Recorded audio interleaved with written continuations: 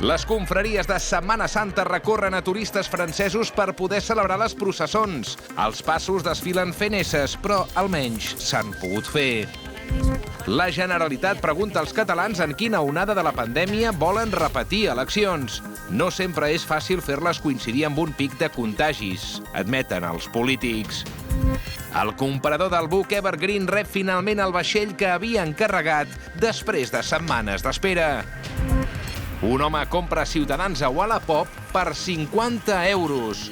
L'oferta inicial d'en Manel era de 30 euros, però com que el PP n'oferia 45, finalment es va quedar el partit per 50 euros. Això sí, sense Toni Cantó. Això del Cantó va ser una sorpresa desagradable, perquè formava part de l'oferta, però bueno, ja havia pagat i qui és el maco que reclama? Però bueno, que no deixa de ser un producte de segona mà i tampoc fa falta ser tan punyetero, vull dir... Tot i que encara no sap què en farà del partit, valora regalar-lo al seu pare, que sempre votava Ciutadans. Espero que no passi el mateix que amb UPyD, que li vaig regalar a ma mare i bueno, no li he fet ni cas. I acabem amb unes imatges preocupants del centre de Madrid on veiem aglomeracions de madrilenys i turistes gaudint de la platja i saltant-se la normativa.